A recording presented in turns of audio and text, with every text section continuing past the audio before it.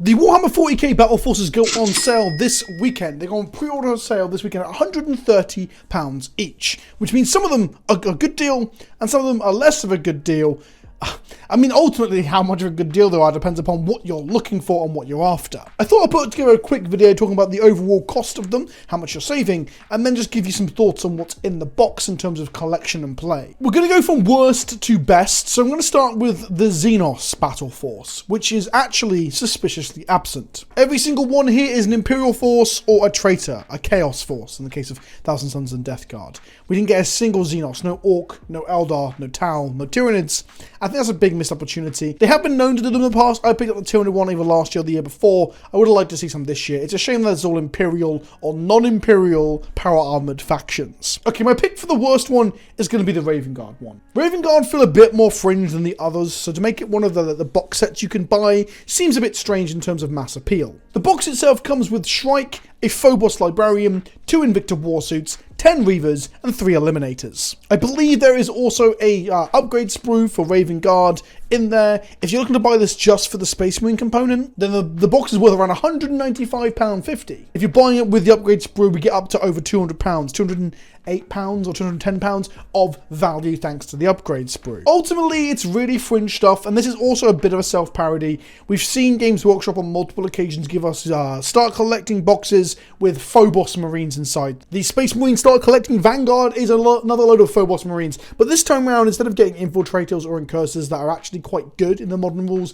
we get Reavers that have been left behind a little bit in terms of rules. Games Workshop don't seem to like Phobos very much in terms of giving them rules that make them good on the tabletop, in spite of constantly selling them to us. All that said, and this is a point I'm going to reiterate as we go on, some of the stuff in this box might really appeal to you. For example, I know the Eliminators are kind of a favourite of people, the Snipers, and I love the Invicta Warsuit to the point that I bought a Joy Toy of it. So I actually think some of these models are actually sick. But it's relatively high on the value end in terms of like what you get compared to other box sets, but at the same time, it is Phobos Marines and Raven Guard. And if you aren't going to want the Raven Guard upgrade sprue, or this particularly Raven Guard commander with Shrike, you're kind of shit out of luck there as well. So you're buying it for general marineness, this main commander is going to be kit bash fodder as opposed to being a playable character because he's Raven Guard locked. And then we come to the Imperial Fist, which is a similar situation, £194.50 without an upgrade sprue for the whole box set. So a similar like 60-ish pounds of extra value. And again, we have a similar issue. Instead of getting Phobos this time around, though, we get the other end of the Primaris scale. We get a lot of Gravis armor, which is like the heavier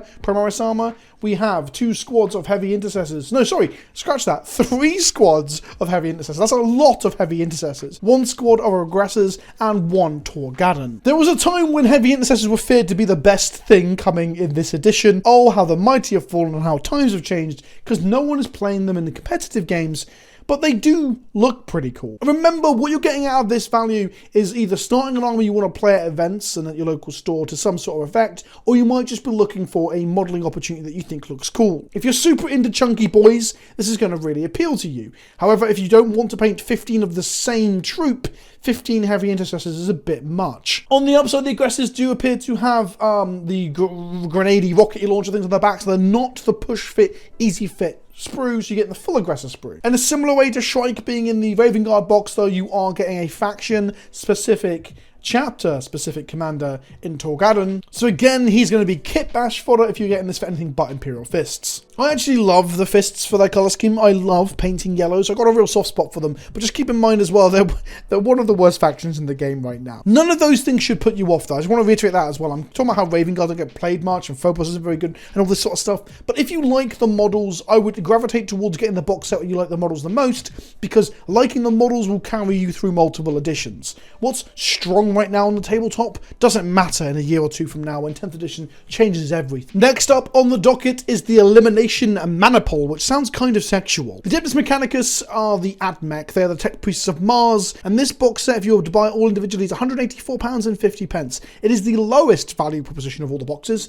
It comes with Belthorius Call, 2 sets of 3 breaches, 1 squad of Skitari, 2 what are they called? Castellan robots, and the little man that comes with the Castellan robots. Core Cole is one of the big centerpiece HQs for the AdMech, so he's quite a good include in here. And if you're going to play AdMech, you're probably looking to play Cole, although I believe he's locked to Mars. The Castellan robots and the breaches were really strong last edition and less so on tabletop now, so again we see another example of a lot of models that aren't too hot in terms of the current rules. If I were to pick one up, this would be my second of all of them to pick up, at the moment, because I don't actually have most of this stuff. And Cole is a cool model, and I really like the Castellan robots too. They're one of my picks for best models in here in terms of how they look. Be aware if you're new to hobbying though, the Skitarii, the little troops here and all, and AdMech models in general do have a lot of parts to put together. They aren't the easiest thing to put together from a starter modeling perspective. My next pick is the Adeptus Sanctorum Guard, where you get Morven Val, 10 Battle Sisters,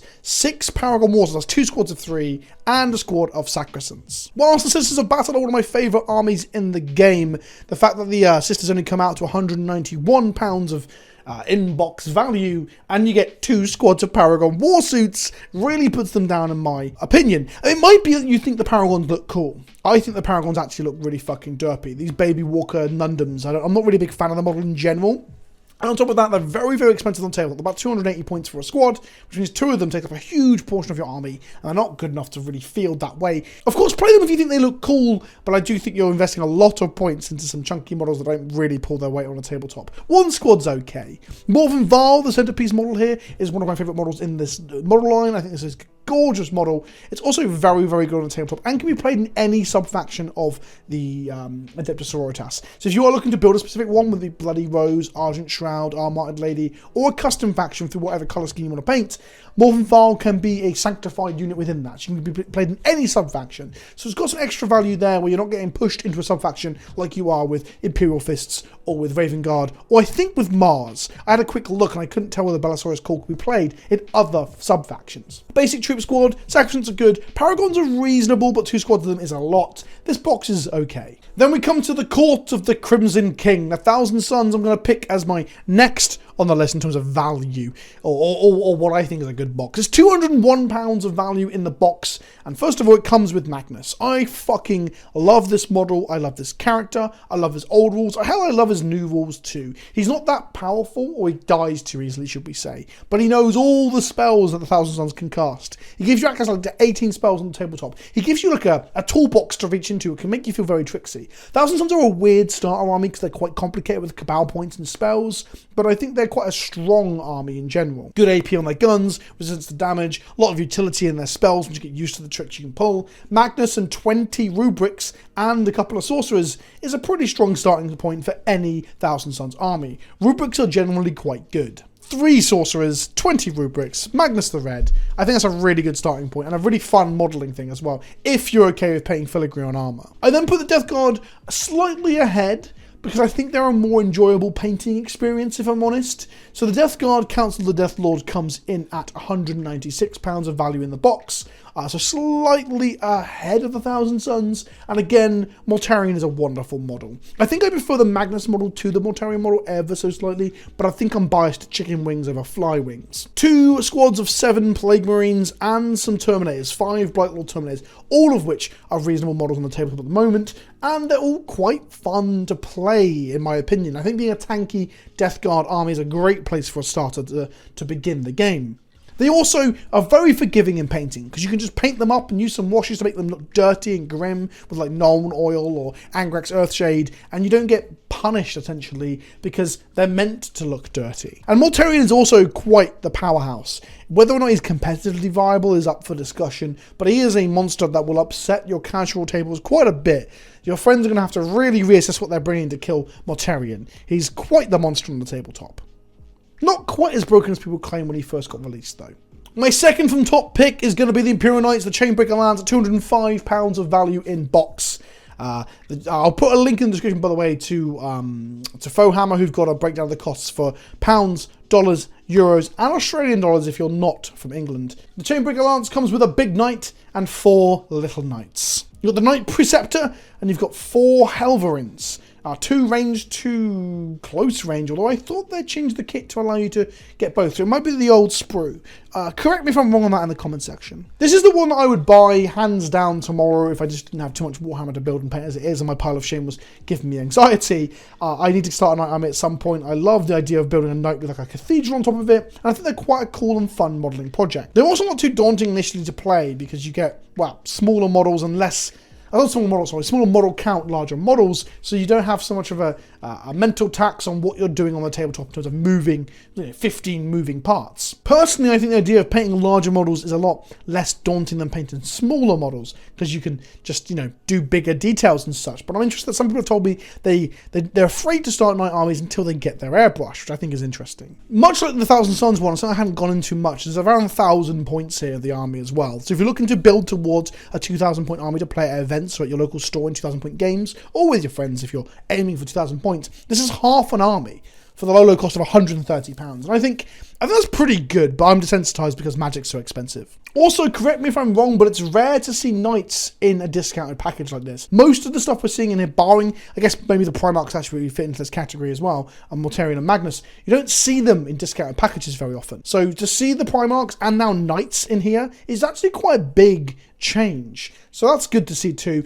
It might be the mark of something new where we actually get in this start collecting Imperial Knights box or something. It's a bit dearer than a normal start collecting box. So I could be talking complete shit that changes soon, but I think that's interesting too. And then we come to my favourite, which is actually an army that I recommend to people a lot as well as a starting army. It's reasonably easy to paint, it's reasonably forgiving to start playing, and in this case, you get 1,400 points depending on whether or not you are utilising character upgrades here with Victor of the Blood games and all that sort of stuff, because that gives bonus points to stuff. But you get 1,400 points of custodes, and all of the things you get are pretty good. This is £202.50 of value, so it's the second most high value box after the Imperial Knights. You get 3/4 of a Custodes army. You get Trajan Valoris, who is one of the best things in the book. He is fucking insane. He's so much fun to play. 3 of the jet bikes, which are great at the moment as well. They're not quite as good as when the book first landed, but they're still pretty damn strong. You're always going to want 3 of them in a list for how fast they are. 3 Alaris Custodians. I really wish the Custodians were a bit better. The Terminators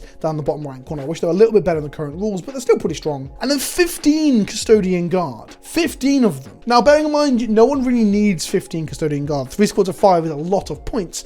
So what you'll probably end up doing here is building some of them as swords and shields, some of them as spears, and then you'll build a Vexilla Praetor, which you can see in the image here, the one carrying the standard bearer stuff. That gives you like a bubble shields and all sorts of cool utility. And also, if you build some of them to shield captains are characters, so you can build 1 or 2 characters out of this as well. I actually think this is the best way to start building a Custodian army we've ever seen. I think this is incredible. I guess the big downside of a lot of these boxes is that they're not great for people who already have these armies. I think they're good starting points, so hopefully this will be helpful for people who want to pick up one of these armies to start with. And I cannot recommend Custodians enough. Spraying them gold and hitting them with a wash and then dry brushing them with Griffin Gold, it gives you a lot of mileage and easy painting.